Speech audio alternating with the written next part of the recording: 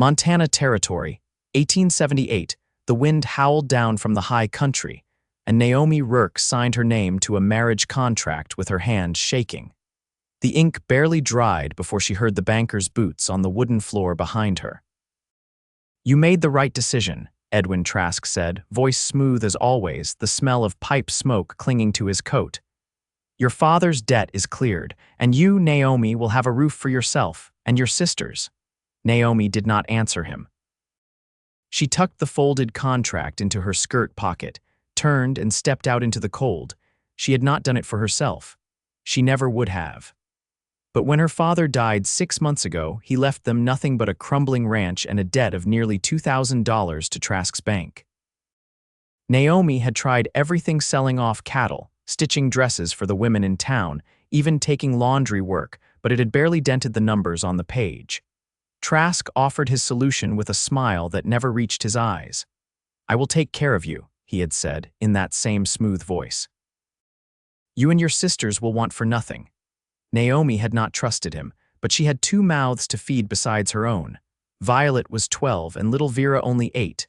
Now the wedding was a week away. She walked through town, head down, coat drawn tight. The main street was half mud, half snow, and her boots soaked through within minutes. She passed the saloon, the smithy, the post office. No one looked twice. Naomi Rourke was known in town, but not well. Her father had kept to himself, and her mother had died birthing Vera. They were used to fending for themselves. When she pushed open the door to the ranch house, the scent of stew from the hearth hit her, and Violet looked up from the pot with hopeful eyes. "Did he agree?" Naomi nodded once and hung her coat. "The debt's gone." Violet blinked, then smiled. Vera clapped her hands and ran to hug Naomi around the waist. "We do not have to leave." "No," Naomi said, holding them both. "We can stay." She did not say the rest. That night, after the girls were asleep, Naomi stood on the porch with her arms wrapped around herself and stared out at the frozen field. The stars were bright and sharp overhead. She could hear coyotes yipping somewhere past the hills. Inside, her wedding dress hung from a nail in the wall. She did not cry. She had already done all the crying she could. 3 days later, it happened. Naomi was hitching the wagon to go to town for fabric when hooves pounded up over the ridge. She tensed, reaching for the rifle leaning against the porch rail. But the rider was alone, his horse covered in dust and foam. He pulled up short in front of the porch, and Naomi stared. He was young, maybe her age, and tall, with sun-browned skin and a wide-brimmed hat pulled low. His coat was worn raw at the cuffs, and his boots looked like they had seen every state between here and Texas. He had a scar on his jaw and a tiredness in his eyes that could not be faked. "Is this the Rourke place?" he asked. "It is," Naomi said, keeping her hand on the rifle. He swung down from the saddle, slow and careful. "Name's Zeke Vaughn. I worked for your father once, back in '74. He gave me my first real trail job." Naomi stared. "You knew my father. He taught me to ride with a broken arm," Zeke said with a faint smile. "Let me sleep in the barn when I was too green to earn pay. I heard he passed. I am sorry." Her throat tightened. "Why are you here?" Zeke hesitated. "I got word you might be in trouble. Thought I would come see." Naomi laughed, short and bitter. "You are 4 months late." Zeke stepped forward. "Still, I am here." She studied him, then lowered the rifle. "You are welcome to stay the night. The barn is dry." That night, Zeke ate stew with them at the table, listening to Vera chatter and Violet ask questions about horses. Naomi watched him from across the table. He was quiet, but not cold. When he smiled, it was soft, like he did not smile often, but meant it when he did. After the girls were asleep, Naomi walked him out to the barn. "You said you came because of trouble," she said, arms crossed. Zeke nodded. "I heard Trask was circling." "I did not know he already sunk his teeth in." Naomi looked away. "I signed a marriage contract. The wedding is in 4 days. Zeke was quiet for a long moment. "Do you want to marry him?" "No." "Then why?" She looked up at him, jaw tight. "Because I do not have a choice." Zeke stepped closer. "You do." Naomi shook her head. "I made a deal. The girls are safe now. That is all that matters." He looked at her like he saw something she had buried deep. "You do not belong to him, Naomi." Her name in his mouth made something twist in her chest. "I should go inside," she said, turning. Zeke reached out, brushing her fingers with his. "I came to help. Let me." She stared at him, then pulled her hand away and walked back into the house, but she did not sleep that night. The next day, Zeke started fixing the corral. He chopped wood, mended the cracked water pump, and helped Violet with her schoolwork like he had always been there. Vera followed him around like a shadow. Naomi watched from the porch, arms folded. She did not ask him to stay, but he stayed anyway. That evening, as the sun dipped low, she found him sitting on the fence rail watching the sky. "I told Trask I would marry him," she said quietly. Zeke looked over. "Then we will have to undo that. He owns this land." "He owns the house." "No, he owns a piece of paper with your father's name on it. That is not the same." Naomi walked closer. "You really think you can fix this?" "I think I would do anything to keep you from marrying a man like that." She froze. Zeke stood, stepping down from the fence. "I meant what I said. Your father gave me a chance when no one else would. I owed him, but this is more than a debt." She looked up at him, heart pounding. "Zeke, I am not asking for anything, not now, but let me help, Naomi. Let me fight for you." She stared at him, then nodded once. "All right." They stood there a long time, the sky streaked with orange and gold behind them. She did not know what came next, but for the first time in months she felt like the future might hold more than silence, and she was not facing it alone. By dawn, frost clung to the windows in lace patterns, and Naomi rose before either of her sisters stirred.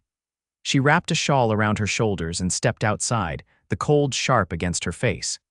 Zeke was already in the yard, rolling up his sleeves as he hauled a broken gate off its hinges. "You don't sleep?" she asked, rubbing her hands together. He looked over his shoulder. "Used to riding night watches, hard to shake the habit." Naomi walked to the fence, her boots crunching over frozen ground. "Trask's been showing that marriage contract to everyone in town. Make sure no one forgets I'm spoken for." Zeke set the gate aside. "Then it's time we find a way to make it worthless. That paper's binding. I signed it in front of the notary." She met his eyes. "I don't see how you undo something like that." "You ever hear of a man named Micah Delaney?" he asked. Naomi shook her head. "Territorial judge. He's got a ranch 2 days north of here, near the Milk River. Used to ride trails with my uncle back in the war. He's fair, and he don't take kindly to folks using the law to bully women." She folded her arms. "You think he'd help me? I think he'd listen. And I think if we bring him the right truth, he might find a way to bury that contract where it belongs." Naomi hesitated. "And what do I do in the meantime? Trask is expecting a wedding in 2 days." Zeke rested his hands on the fence rail, voice quieter now. "Buy time. Let me ride north and talk to Delaney. You stay here, hold steady, just a few more days." She looked down at her hands. "It's a risk. If Trask thinks I'm stalling, then I'll ride faster."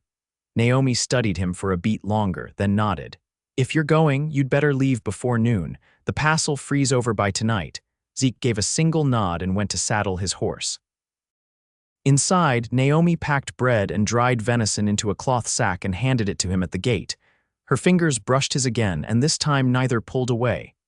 "You come back," she said, voice low. "I will," he answered. "I give you my word." He rode off with the sun behind him, the dust from his horse hanging in the air long after he vanished over the ridge. That night, Naomi did not light the lamp. She sat in the dark kitchen, listening to the wind press against the walls. Violet had questions about the wedding, about Zeke, but Naomi only said she was thinking things through. Vera drifted to sleep, curled up in the rocking chair, her thumb tucked under her chin. By the second day, word spread that Trask had ordered new suits brought in from Fort Benton. The tailor's boy stopped Naomi outside the mercantile. "He said to remind you to be ready by dusk tomorrow," the boy said, eyes flicking away from her face. "Said he's sending a carriage." Naomi didn't answer. She took the flower she'd come for and walked home without speaking to anyone. That night, she sat at the table and wrote a letter to Trask. She didn't tell him she was refusing. She didn't tell him Zeke was gone north to find a judge. She just said she needed more time, that she was unwell, that the day would have to be postponed. She folded it and sent Violet to deliver it to the bank. The next morning, the carriage still arrived. Trask stepped down from it himself, his boots too clean for the muddy road, his coat heavy with fur trim. Naomi met him on the porch, arms folded. "You got my letter," she said. I did, he replied, gaze sweeping past her toward the door, and I chose not to honor it. You can't force a wedding. I don't intend to, but I do expect you to follow through on your word. You signed willingly. Naomi stood her ground. I need more time. He stepped closer, voice low. You think I don't know what this is about? That drifter you took in, I've already asked around. Name's Zeke Vaughn, no land, no family, no future. He's not your concern. Trask's eyes narrowed. Naomi, you're making a mistake. You think a man like that will stay. He'll vanish the second there's trouble. And then what do you have left? Naomi's jaw tightened, but she said nothing. I'll come back tomorrow, Trask said, with the preacher. And if you're not ready then, I'll see to it the sheriff gets involved. Breach of contract's a serious matter. She watched him climb back into the carriage and disappear down the road. Only when he was gone did she let her shoulders sag. At dusk, Violet came to stand beside her on the porch. You're not going to marry him, are you? The girl asked. Naomi didn't look away from the horizon. Not if I can help it. Do you think Zeke will come back? Yes, Naomi said, and her voice didn't waver. That night, sleep didn't come easily. A storm moved in from the west, wind rattling the shutters, snow drifting against the door. And still, she waited. By the next morning, the world outside was white and quiet. The girls stayed close to the hearth while Naomi watched the road. By midday, hoofbeats broke the silence. She stepped outside just as Zeke came over the rise, his coat dusted with snow, his horse breathing hard. He pulled up in front of her, swung down, and reached into his saddlebag. Delaney's coming, he said. He's bringing a clerk and a deputy. He'll be here before nightfall. Naomi stared at him, breath catching. You made it, I said I would. She reached up and touched his face, fingers cold against his cheek. The door opened behind her, Violet peeking out, wide-eyed. Naomi turned to her sister. Put more wood on the fire. We've got company coming. And when she looked back at Zeke, her hand was still on his face, and he leaned into it like he'd been waiting for that touch his whole life. The judge arrived just before dusk, his wagon crunching through the snow-packed road behind two sturdy bays. Zeke helped him down, while Naomi stood in the shelter of the porch, her shawl drawn tight against the cold. Micah Delaney was older than she'd expected, broad-shouldered and white-bearded, with a voice roughened by years spent outdoors. I don't make house calls, Miss Rourke, he said as he climbed the steps. But Vaughn told me everything. Sounded like justice needed a longer reach today. Inside, Violet set out tea without being asked, and Vera lingered near the stove, holding her doll close. The deputy, a quiet man named Harlan, stayed near the door, coat still on, hat in his hands. The judge accepted a chair at the table and unfolded a worn packet of papers from his coat. Trask's contract was drawn up in town. I sent for the notary's copy, he said, laying it flat. Now, tell me exactly how this came to be. Naomi sat across from him, her hands folded neatly, voice steady. I signed it after he said it would clear my father's debt. There was no mention of time to reconsider, no legal counsel. Just a signature and a promise. Did he ever offer an alternative to marriage? No, she said. He made it plain either I marry him or he sells the land.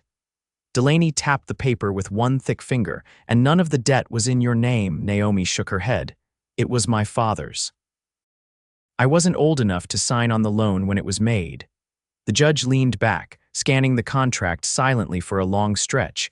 The only sound was the ticking of the mantel clock and the low pop of the fire. This is a personal arrangement dressed up to look like a legal one, he said at last. He counted on your desperation. That makes it coercion. Naomi exhaled slowly, the tension in her shoulders easing by degrees. Delaney turned to Zeke. You said there's no record of the debt being transferred to her name. No record, Zeke confirmed. The clerk in town said the loan died with her father. Trask just never told her that. The judge folded the contract sharply. Then I'll have this annulled and the claim struck from the books. You'll keep the property, Miss Rourke. It was never his to claim. Naomi's breath caught. You mean? It's over, Delaney's eyes softened. It's over. Outside, the wind had settled, leaving only stillness. Zeke pulled on his coat and stepped out to walk the judge back to his wagon. Naomi followed him out, stopping just beyond the porch where the snow had crusted underfoot. He didn't have a right to anything, she said. No, he didn't, Zeke replied. She looked up at him, the cold turning her cheeks pink. I didn't think anyone would ever believe me, not a man like that. You shouldn't have had to fight it alone. Zeke held her gaze. You never should have been backed into it in the first place. They stood like that a long moment. The twilight blew around them. Then Zeke reached into his coat and handed her a folded handkerchief. Inside was the broken locket she'd lost last spring, the one her mother had worn. The silver was tarnished, but the clasp had been mended. I found it behind the hearth, he said. Guess it got kicked back there when the chimney was cleaned.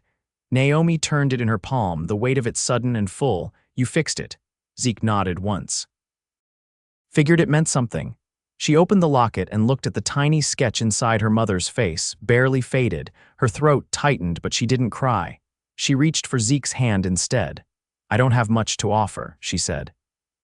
Just this land and the girls and too many mornings where I forget how to hope. Zeke's hand closed around hers, firm and warm. I've never needed much, he said. Just a place to rest, a reason to stay. She leaned into him then, their foreheads nearly touching. The quiet between them wasn't empty, it held everything that hadn't needed saying.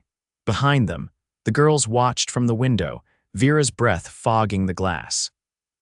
Later, after the judge's wagon disappeared into the dark and the deputy rode off behind it, Naomi stood in the kitchen doorway beside Zeke. The fire glowed low and the house was still. You could go, she said. You don't owe me a thing now. Zeke looked at her, his voice low. I'd rather build fence posts in the snow than ride another trail without you. She reached up, brushing a wind-tangled strand of hair from his brow. Then stay. I will, he said, and kissed her with the quiet certainty of a man who meant to keep his word. In the morning, he laid his saddle in the loft and hung his coat by the door. Naomi opened the shutters wide, letting the light in, and for the first time in months, the air in the house felt like it belonged to them. Snow melted in slow trickles down the eaves, and by the end of the week, the fields showed patches of stubborn brown beneath the white. Naomi stood in the barn doorway, sleeves rolled to her elbows, a rope coiled in one hand.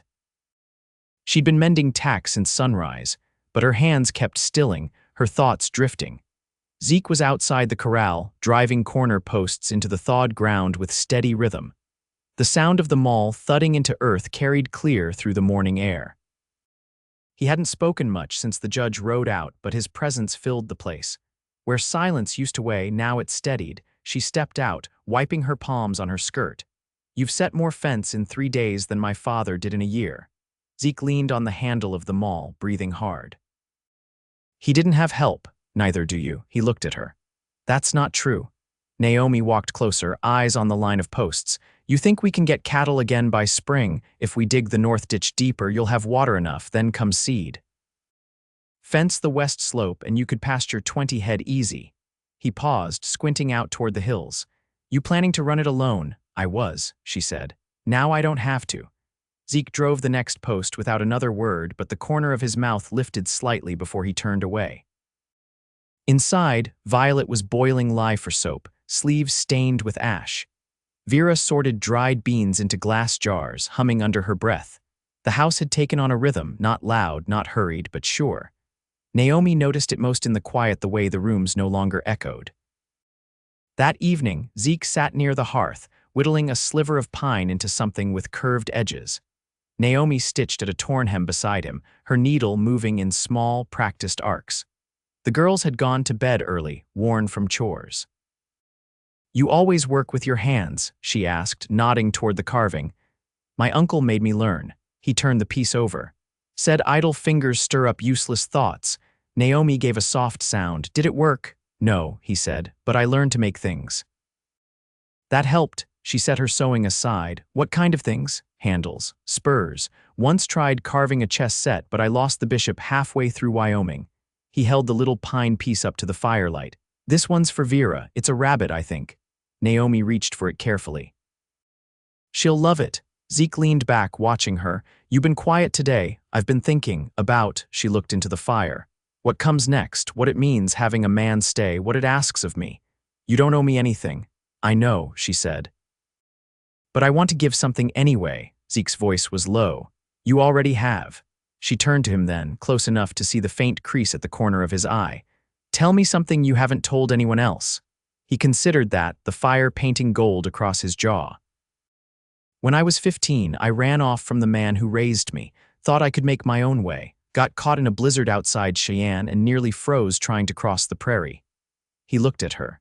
Your father found me, hauled me back to camp wrapped in his coat, didn't say a word. Just built the fire and kept it going all night. Naomi's throat tightened. He never told me that. He never needed to, Zeke said. He just did what was right. She reached for his hand. So do you. He let her fingers rest over his, palm warm against hers. They sat like that a long while, the fire settling into embers. The next day, Zeke took the wagon into town for salt and seed. Naomi stayed behind, mending the chicken wire and laying out a new plot in the back garden. The sun came out fully by mid-afternoon, and the wind carried the scent of thawing earth. By the time he returned, the girls had set the table, and Naomi was at the stove, stirring something fragrant from dried apples and cloves. Zeke stepped inside with his arms full of canvas sacks. Storekeep says they'll have seed potatoes in by next week. Then we'll be ready, Naomi said, wiping her hands and taking one of the sacks from him. After supper, Violet brought out a worn deck of cards and they played by lamplight until Vera fell asleep against Zeke's shoulder. He didn't move her, just shifted to cradle her better as he laid down a 4 of clubs. Naomi watched from her chair, her heart full in a way she hadn't known it could be. Later, after the girls were tucked in, she joined Zeke outside beneath a cold sky scattered with stars. I've never asked, she said quietly, but where will you go when spring comes? He turned to face her. That depends. On what? Whether I've got a reason to stay. She stepped closer, close enough to feel the warmth of him in the night air. You do. He took her face gently in both hands, not rushing, not asking, just waiting, so she rose on her toes and kissed him slow, certain, and sure. It was not a declaration, but an answer. They stood together in the dark, the land quiet around them, the long road behind and a new one stretching ahead. And for the first time in her remembering, Naomi did not brace for what might be lost. She leaned into what she'd found. Late March brought mud and thaw, the kind that seeped into boots and stuck to the wagon wheels like wet cement. Naomi stood knee-deep in the vegetable patch behind the house, driving a hoe through the heavy earth. Her back ached, but she didn't mind. Zeke was nearby, turning soil with the spade, sleeves rolled and hair falling into his eyes. I didn't think potatoes could be this much work, he said, pausing to wipe his forehead with the inside of his wrist. Naomi leaned on her hoe. They're stubborn things, like people. You have to bury them first to get anything worth keeping. Zeke gave a soft huff of breath and stepped closer. You always talk like that. Only when I'm tired, she said, and nudged his boot with hers. He looked at her for a long second, then leaned down and kissed the corner of her mouth, dirt and all. Inside, Violet read aloud to Vera from the Bible, her voice calm and clear. The girls had taken to this new life without protest, as if the waiting they'd done all winter had been for this quiet days, warm meals, and the steady rhythm of work that meant something. Vera had started calling Zeke, Z, when she thought no one was listening. After supper, Naomi sat near the hearth, her lap full of muslin and thread. She was stitching a new apron for Violet, the one she had now already patched twice. Zeke sat across from her, carving notches into a length of cedar. He was making a ruler for Vera, he'd said, something to help with her numbers. You ever think about what you'd be doing now if you hadn't come back? She asked, not looking up. Zeke set the cedar down lightly. I might have ended up in Oregon. There was talk of a job driving timber downriver. But I doubt I'd have stayed. Why not? He rested his elbows on his knees. I've never been any good at staying where I don't belong, she met his gaze. And here feels like something I didn't know I was looking for. His voice was quiet, but it settled into her like sunlight. She reached for his hand without a word and held it as the fire dwindled. A week later, they hitched the wagon and rode into town. Vera sat on Naomi's lap, bouncing with each rut in the road, while Violet clutched a lidded tin full of bread she'd baked herself. Zeke drove, one hand on the reins, the other resting easy on his thigh. Spring had begun in earnest. The trees along the creek carried a faint green sheen, buds just starting to open. The river was high, but the bridge held. At the dry goods store, Naomi traded muslin for sugar and a bolt of blue cotton she'd been eyeing since winter. Violet asked if she could use the scraps to make handkerchiefs for the church sale in May. When Naomi said yes, the girl beamed so wide her ears turned pink. Zeke returned from the smithy with a new latch for the barn and a sack of nails slung over his shoulder. He said we're welcome to use his forge if we need to mend tools, he said. Didn't even charge me for the latch, Naomi blinked. You didn't ask, Zeke shook his head. Said your father once gave him a horse he couldn't afford to lose, called it even. They left town before dusk, a basket of eggs from the pastor's wife tucked beside the flour. The road home was muddy but passable, and the girls sang softly in the back of the wagon, their voices rising and falling with the motion. That night, while the girls slept upstairs, Naomi stood at the window, watching the wind move through the trees. Zeke joined her quietly, his hand coming to rest on her waist. You thinking again? He asked. She nodded. I'm always thinking. He waited. I want to build a bigger coop, she said. Maybe add some hens. More eggs mean more trade. Zeke's hand slid down to hers and squeezed. We can do that. I want to plant squash this year, not just for us but for the neighbors. Mrs. Keene's got more mouths than she can feed.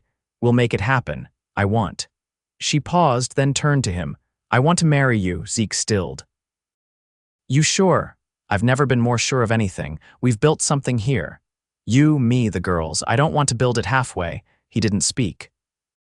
Just kissed her, slow and deep, until her fingers curled into the fabric of his shirt, and her eyes filled with something she hadn't felt since before her mother died. Peace that stayed. They married 3 Sundays later beneath the cottonwoods behind the house. The preacher came with his wife and 3 boys, and Violet wore the blue cotton dress Naomi had sewn by lamplight. Vera carried a sprig of apple blossom in her hand and kept dropping it, then picking it up again with the solemn air of someone doing something important. Zeke wore his cleanest shirt and a vest Naomi had mended twice before. He didn't speak much during the ceremony, but when the preacher asked if he would take Naomi as his wife, his answer was clear and unshaken. Afterward, they shared bread and smoked ham with the neighbors, and the girls ran wild through the grass, their laughter bright under a pale sky. That night, when the house had gone quiet and the fire had burned down to coals, Naomi lay beside Zeke in the bed they'd shared all winter, her head on his chest. Do you ever think about what you missed? She asked. Zeke's fingers brushed her hair. Sometimes. But not tonight. She closed her eyes, listening to the steady sound of his heart, the wind brushing the shutters, the creak of the old floorboards above where the girls slept. They had no riches, no silver or lace. But they had a home, a love forged in hardship, and days ahead that stretched long and full of promise. And neither of them would ever face those days alone again.